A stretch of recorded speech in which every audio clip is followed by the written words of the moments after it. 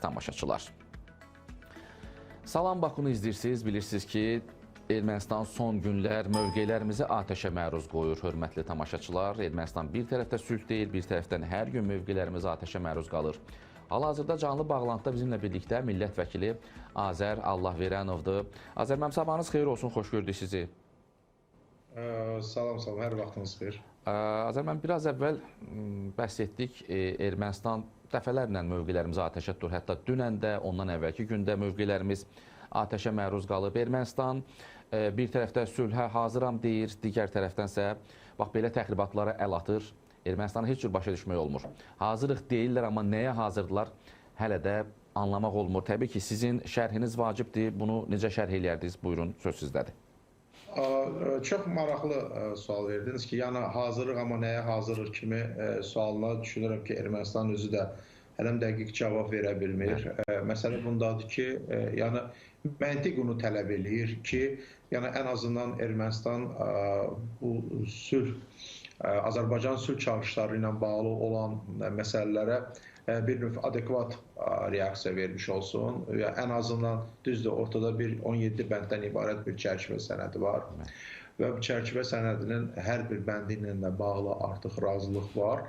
Sadəcə olaraq digər məsələlər var ki, hansı ki Azərbaycan tərəfi olduqca haqlı olaraq və həm beynəlxalq hüquq nöqteyi nəzərdən, həm də tarixi ədalət baxımından, yəni olduqca doğru bu məqamları qeyd edir və cənab prezidentin Almaniya prezidenti ilə son deməli görüşündə səsləndirdiyi olduqca vacib iki element var idi ki, hansı ki bunu bilavasitə Konstitusiyada dəyişikliyin edilməsi ilə bağlı ən azından deklarasiya bəyannaməsində ərazi iddiası var. Yəni hətta Konstitusiya ilə bağlı referendum keçirmədikdən belə konkret fərz ilə bu müddianın dəyişdirilməsi imkanları var. Sırf elə Ermənistanın özünün hüquqi imkanları bununla bağlı kifayət qədərdir. Və digər ikinci məsələni cənab prezident İlham Əliyev qeyd elədi ki, bu da hansı ki bilavasitə Minsk, deməli ATƏT Minsk qrupu ilə bağlı idi. Yəni məntiq tələb eləyir ki, Ermənistan ən azından bu iki məsələdə də çox ciddi bir konstruktiv addımlar atsın.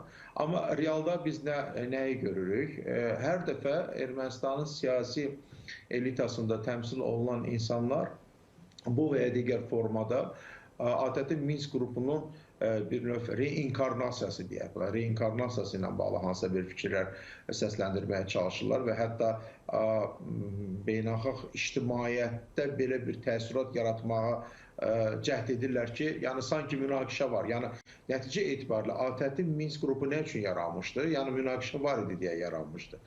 Və cənab prezident öz çıxışında xüsusilə bu məqama toxundu. Münaqişə yoxdur. Münaqişə Azərbaycanın gücü hesabına, səyləri nəticəsində öz əlini tapdı və ATƏT-in Minsk qrupuna artıq ehtiyac yoxdur. Yəni burada de jure belə bir qrupun, Minsk qrupunun hələm də gündəmdə saxlanılması, ən azından bu informasiya məkanında saxlanılması Ermənistan tərəfindən ondan xəbər verir ki, Ermənistanın siyasi dairələrində də yenə də münaqişə əhval-ruhiyyəsi və ya münaqişənin mövcud olması kimi bir təəssürat yaratmaq niyyətlərinin olmasından xəbər verir və təbii ki, bunlar hər dəfə bu mövzunu gündəmə gətirərək, hətta müxtəlif beynəlxalq meydançalarda da, platformalarda da dilə gətirirlər. Bununla xəbər verir ki, Ermənistanda hələm də revanşist əhval ruhiyyəsində maraqlı olan və ya bu ruhiyyənin hər zaman yüksək saxlanmasında maraqlı olan qüvvələr var. Və bu qüvvələr həm Ermənistanın daxilindədir,